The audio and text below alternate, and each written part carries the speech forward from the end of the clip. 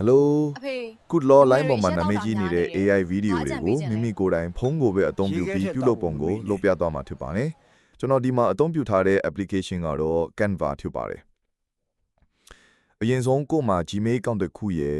free trial အသုံးပြုဖို့အတွက် Visa Card ဒါမှမဟုတ် Master Card နောက်ပြီးရင်တော့ကိုလုတ်ချင်းတဲ့ idea ရဲ့တိကျစွာရေးထားတဲ့ prompt တစ်ခုရဲ့လိုအပ်ပါတယ်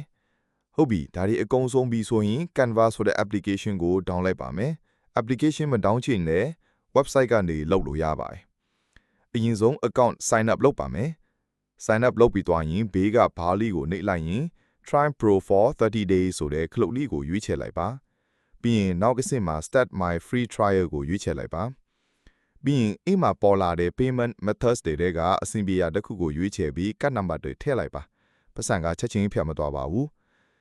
တလားအစမ်းပေးတုံပြီးမှ subscribe ဆက်လောက်ထားရင်ဖြတ်သွားမှာပါဟုတ်ကဲ့အဆင့်ပြီးသွားရင်တော့ AI ဗီဒီယိုစဖန်တီးလို့ရပါပြီပြီးရင် home page မှာ AI ဆိုတာလေးကိုရွေးလိုက်ပါမယ် describe your idea ကိုနှိပ်လိုက်ရင်ရွေးချယ်စရာလေးတွေပေါ်လာပါတယ်အဲ့ဒီမှာ create a video clip ဆိုတာလေးကိုနှိပ်လိုက်ပါမယ်ကျွန်တော်တို့ရဲ့ prompt ကိုထည့်ပေးရပါမယ်ဒီမှာတော့ကျွန်တော် prompt ရေးနည်းကိုအသေးစိတ်မပြောတော့ပါဘူးကျွန်တော်က prompt ကို ChatGPT ကိုသုံးပြီးရေးတာများပါတယ်ကျွန်တော်ရေးတဲ့ prompt ကို comment မှာချထားပေးပါတယ်နမူနာကြည့်ချင်တဲ့သူတွေကြည့်လို့ရပါတယ်ကဲအကုန်ထည့်ပြီးသွားရင်တော့မြားလေးကိုနှိပ်လိုက်ရပါပြီ2မိနစ်3မိနစ်လောက်စောင့်ရင်ဗီဒီယိုရလာပါလိမ့်မယ်ဒီမှာကျွန်တော် view size စေချင်တာလေးတွေရှိပါတယ် Canva မှာကျွန်တော်တို့ခုလိုဗီဒီယိုတွေကိုလုပ်နိုင်တာက